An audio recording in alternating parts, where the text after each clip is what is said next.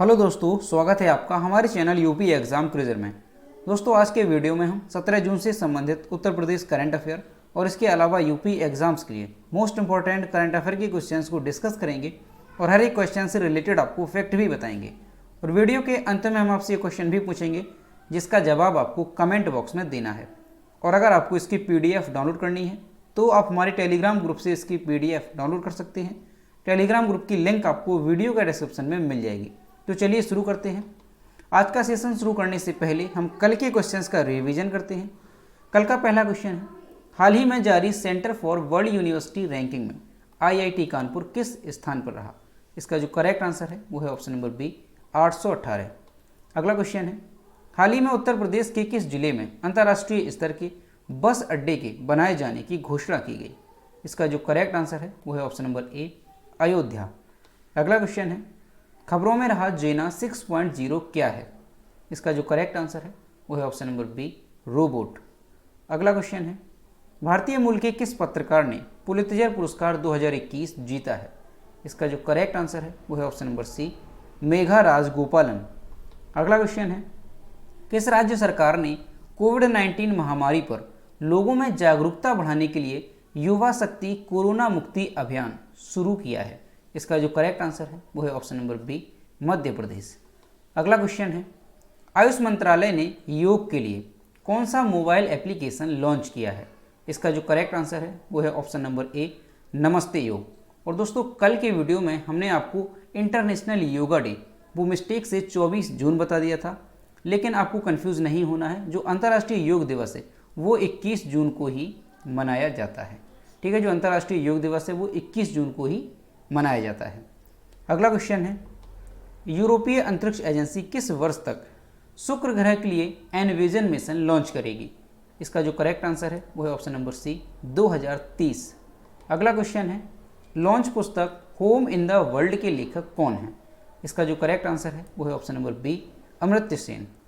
अगला क्वेश्चन है, कौरसेरा की ग्लोबल स्किल्स रिपोर्ट 2021 में भारत किस स्थान पर रहा? इसका जो करेक्ट आंसर है वो है ऑप्शन नंबर ए, 67वें स्थान पर। अब दोस्तों शुरू करते हैं आज का सेशन। आज का पहला क्वेश्चन है, महायोगी गुरु गोरक्षनाथ राज्य आयुष विश्वविद्यालय का निर्माण कहाँ किया जाएगा? ऑप्शन नंबर ए है कानपुर, बी है गोरखपुर, सी है वाराणसी और डी है अयोध्या। इसका जो करेक्ट आंसर है वो है ऑप्शन नंबर बी, गोरखपुर। महायोगी गुरु गोरक्षनाथ राज्य आयुष विश्वविद्यालय का निर्माण कार्य अगस्त महीने में शुरू हो जाएगा। महायोगी गुरु गोरक्षनाथ राज्य आयुष विश्वविद्यालय का निर्माण गोरखपुर में किया जाएगा। आयुष विश्वविद्यालय का निर्माण कार्य मार्च 2023 तक पूरा करने का लक्ष्य रखा गया है। पहले चरण में प्रशासनिक भवन तथा आयुर्वेद, योग और नेचुरोपैथी से जुड़े निर्माण कार्य होंगे। आयुष विश्वविद्यालय के साथ साथ यहाँ पर एक संग्रहालय भी स्थापित किया जाएगा।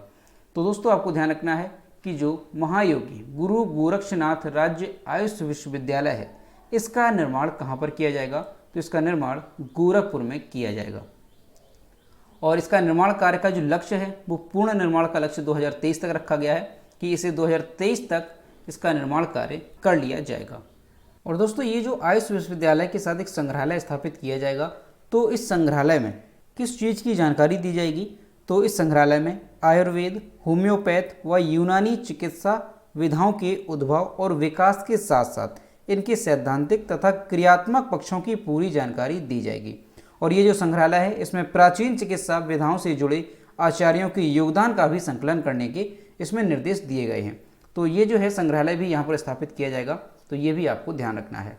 अगला क्वेश्चन है, जून 2021 में सरकार ने किस राज्य में जल जीवन मिशन के कार्यान्वयन के लिए केंद्रीय आवंटन को बढ़ाकर 10,870.50 करोड़ रुपए कर दिया है? ऑप्शन नंबर ए है गुजरात, बी है पंजाब, सी है उत्तर प्रदेश और डी है बिहार। इसका जो करेक्ट आंसर है वो है ऑप्शन नंबर सी, उत्तर प्रदेश। सरकार ने जल जीवन मिशन को उत्तर प्रदेश में लागू करने के लिए केंद्रीय आवंटन को बढ़ाकर 10,870.50 करोड़ रुपए कर दिया है। 2019-20 में केंद्र सरकार ने 1206 करोड़ रुपए आवंटित किए, जिसे 2020-21 में बढ़ाकर 2,571 करोड़ रुपए कर दिया गया। उत्तर प्रदेश में 97,000 गांवों में 2.63 करोड़ घर हैं, जिनमें से अब 30.04 लाख यानी 11.3% घरों में नल का पानी है। तो दोस्तों आपको ध्यान रखना है कि सरकार ने जल जीवन मिशन के तहत उत्तर प्रदेश में जो केंद्रीय आवंटन है उसे बढ़ाकर के 10,870.50 करोड़ रुपए कर दिया है। और ऐसा बताया गया है कि जो जल जीवन मिशन है इसके तहत उत्तर प्रदेश में जो 97,000 गांव हैं उसमें 2.63 करोड़ घर हैं और उनमें अब तक 30.04 लाख घरों में नल का पानी उपलब्ध हो चुका है।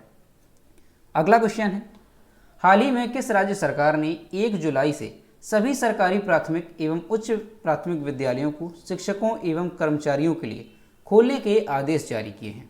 ऑप्शन नंबर ए है उत्तर प्रदेश, बी है मध्य प्रदेश, सी है राजस्थान और डी है महाराष्ट्र। इसका जो करेक्ट आंसर है वो है option number A Uttar Pradesh. Uttar Pradesh सरकार ने राज्य में सभी शासकीय प्राथमिक और उच्च प्राथमिक विद्यालयों को 1 जुलाई 2021 से खोले जाने के आदेश दिए हैं। राज्य सरकार द्वारा यह आदेश 15 जून 2021 को जारी किया गया। हालांकि उत्तर प्रदेश बेसिक शिक्षा परिषद के सचिव प्रताप सिंह बघेल द्वारा जारी आदेश को विभिन्न विभागीय सहायता शिक्षा निदेशकों और बेसिक शिक्षा अधिकारियों को भेजा गया है और इसके अनुसार राज्य सरकार की लगभग 1.5 लाख इन विद्यालयों में सिर्फ शिक्षक और प्रशासनिक कार्यों के कर्मचारी ही उपस्थित होंगे। अब स्कूलों को नए शैक्षिक सत्र के दाखिले और अन्य कार्यों जैसे पठन सामग्री के वितरण, रखरखाव और स्कूलों के सौंदर्यीकरण के लिए खोला जाएगा। तो दोस्तों आपको ध्यान रखना है कि उत्तर प्रदेश सरकार ने 1 जुलाई 2021 से जो प्राथमिक और उच्च प्राथमिक विद्यालय हैं उनको खोले जाने के आदेश दिए हैं, लेकिन इन विद्यालयों में अभी सिर्फ शिक्षक और प्रशासनिक कार्य के कर्मचारी ही उपस्थित होंगे। अब दोस्तों यहाँ पर उत्तर प्रदेश की बात है तो उत्तर प्रदेश के बारे में जानते हैं। तो सबसे पहले तो उत्तर प्रदेश का पुराना नाम क्या है? तो उत्तर प्रदेश का जो पुराना नाम है वो क्या है? तो आपको ध्यान रखना है कि इसे संयुक्त प्रांत, इसका संयुक्त प्रांत जो है वो पुराना नाम है और इसे यूनाइटेड प्रोविंस भी कहा जाता है। उत्तर प्रदेश की दोस्तों प्रमुख जनजातियाँ कौन कौन सी हैं? तो जनजाति उत्तर प्रदेश की कौन कौन सी हैं तो वो आपको ध्यान रखनी है। तो वो है आपकी बुक्सा है, थारू है, राजी है और जौनसारी। ये उत्तर प्रदेश की प्रमुख जनजातियां हैं। और उत्तर प्रदेश के प्रमुख जो लोक नृत्य हैं वो कौन कौन से हैं तो वो भी आपको ध्यान रखना है, कई बार एग्जाम में पूछे भी गए। तो उत्तर प्रदेश के प्रमुख लोक नृत्य कौन कौन से हैं? तो रासलीला है, रामलीला है, ख्याल नृत्य है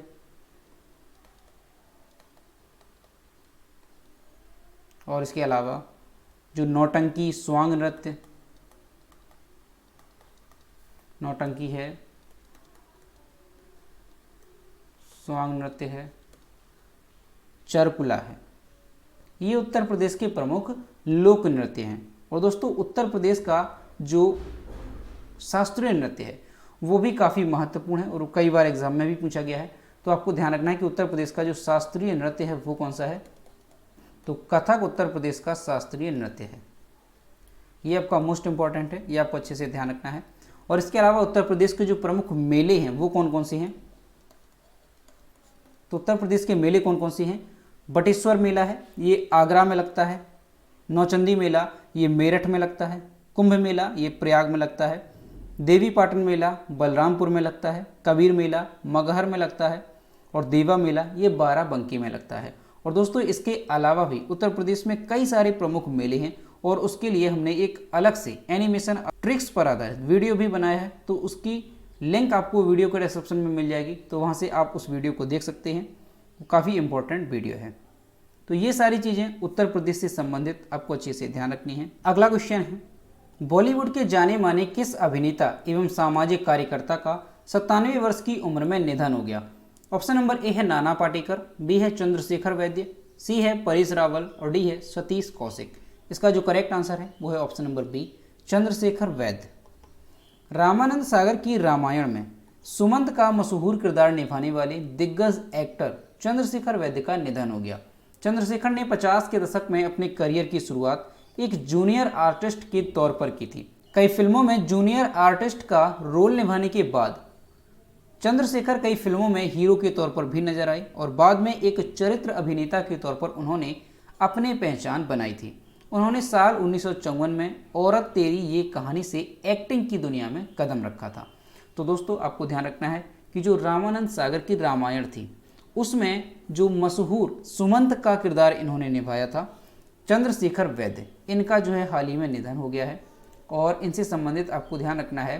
सबसे पहले इन्होंने 1954 में औरत तेरी ये कहानी से एक्टिंग की दुनिया में कदम रखा था और यहाँ पर आप इमेज में देख सकते हैं ये थे चंद्रशेखर वैद्य जिन्होंने रामायण में सुमंत का किरदार निभाया था और ये इनकी हाल की इमेज है। अगला क्वेश्चन है विश्वदाता सूचकांक 2021 वर्ल्ड गिविंग इंडेक्स 2021 की रिपोर्ट के अनुसार दुनिया का 14वां सर्वाधिक परोपकारी देश निम्न में से कौन सा है। ऑप्शन नंबर ए है नेपाल, बी है चीन, सी है भारत और डी है जापान। इसका जो करेक्ट आंसर है वो है ऑप्शन नंबर सी भारत। विश्वदाता सूचकांक 2021 यानी वर्ल्ड गिविंग इंडेक्स 2021 की रिपोर्ट में बताया गया है कि भारत दुनिया का 14वां सर्वाधिक परोपकारी देश है। इसमें कुल 114 देशों को रैंकिंग प्रदान की गई है। इस सूचकांक में शीर्ष दानशील देश होने का श्रेय इंडोनेशिया को प्राप्त हुआ। कोविड-19 महामारी ने दुनिया भर में दान कार्यों के रुझानों का संकेत दिया है। चैरिटीज एंड फाउंडेशन CAF के इस वर्ष के सर्वेक्षण में दान और परोपकारी गतिविधियों पर लॉकडाउन के प्रभावों का उल्लेख किया गया है। इसमें सबसे निचले स्थान पर यानी सबसे कम दानदाता कौन सा देश माना गया है तो जापान 114वां स्थान से प्राप्त हुआ है और ये सबसे निचले पायदान पर रहा है। तो दोस्तों आपको ध्यान रखना है कि अभी हाल ही में जो विश्वदाता सूचकांक रिपोर्ट जारी की गई है उसके अनुसार जो पहले स्थान पर दानशील देश है वो कौन सा माना गया है तो इंडोनेशिया जो है वो पहले स्थान पर रहा है और भारत को इसमें रैंकिंग मिली है 14वें स्थान पर। तो ये भी आपको अच्छे से ध्यान रखना है। और सबसे निचले पायदान पर कौन सा है तो जापान सबसे निचले पायदान पर यानी सबसे कम दानशील देश माना गया है। अगला क्वेश्चन है जॉन हॉपकिंस यूनिवर्सिटी ट्रैकर के मुताबिक कोविड-19 के कारण 6 लाख मौतें दर्ज करने वाला पहला देश निम्न में से कौन बन गया है। ऑप्शन नंबर ए है भारत, बी है चीन, सी है अमेरिका और डी है पाकिस्तान। इसका जो करेक्ट आंसर है वो है option number C America. America दुनिया में कोरोना से सबसे ज़्यादा प्रभावित देशों में से एक है। अब वहाँ कोरोना संक्रमण के चलते जान गंवाने वालों की संख्या 6 लाख के पार हो गई है। हालांकि बताया जा रहा है कि कोरोना वैक्सीनेशन की वजह से मौतों में होने वाली संख्या में बेहद कमी आई है। कैलिफोर्निया राष्ट्रीय मृत्यु दर में सबसे ऊपर है, यहाँ पर 63,191 मौतें हुई। CSSE टैली के अनुसार न्यूयॉर्क में इसके बाद 53,558 मौतें और इसके बाद टेक्सास में 51,940 और फ्लोरिडा में 37,265 मौतें दर्ज हुई। तो दोस्तों आपको ध्यान रखना है कि 6 लाख कोविड-19 की वजह से 6 लाख मौतें दर्ज करने वाला पहला देश कौन सा है तो अमेरिका ये सर्वाधिक मौतें दर्ज करने वाला देश बना है। और अमेरिका में भी अगर देखा जाए तो सबसे अधिक मौतें जो है वो कैलिफोर्निया में हुई हैं। अगला क्वेश्चन है दुनिया का पहला मास्क मुक्त देश कौन सा बना।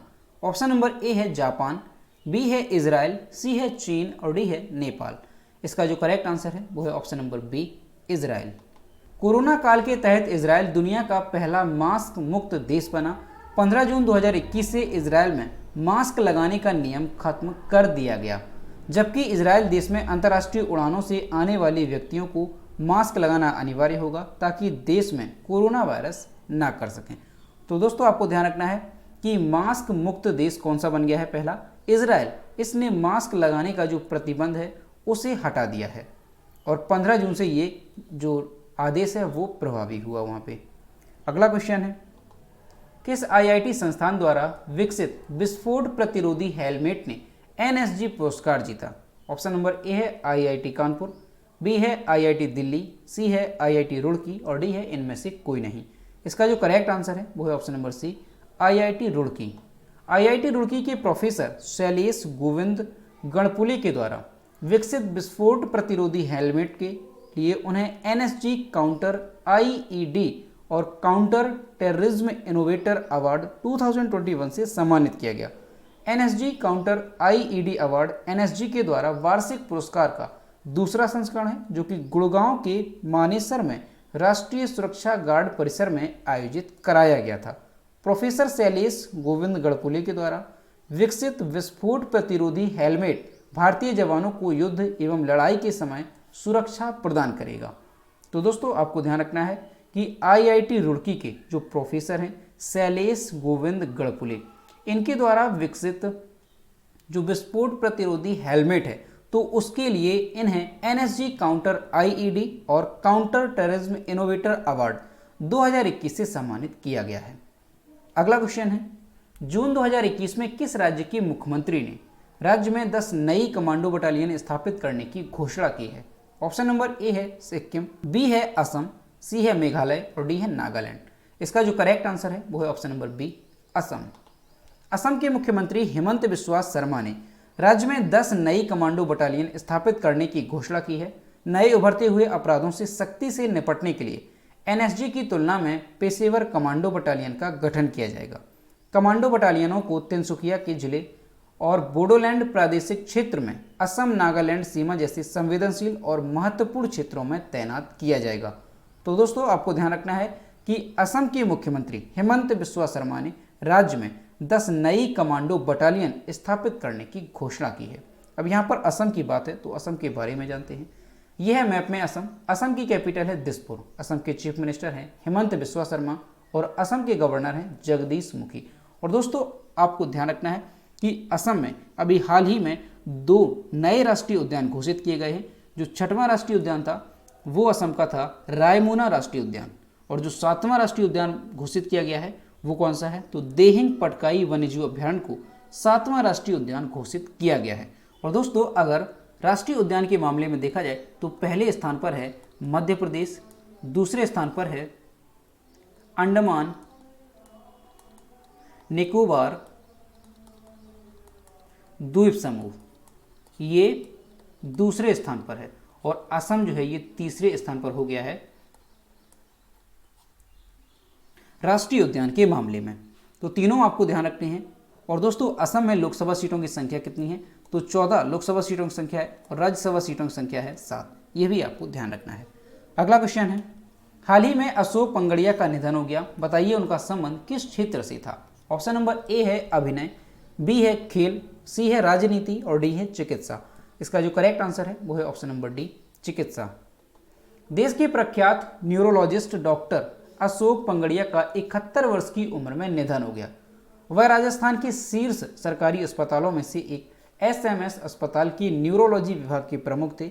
2020 में मेडिकल काउंसिल ऑफ इंडिया ने उन्हें प्रतिष्ठित डॉक्टर बीसी रॉय पुरस्कार से सम्मानित किया। 2014 में उन्हें पद्मश्री से सम्मानित किया गया था। उनके 90 से अधिक शोध पत्र राष्ट्रीय और अंतर्राष्ट्रीय पत्रिकाओं में प्रकाशित हो चुके हैं।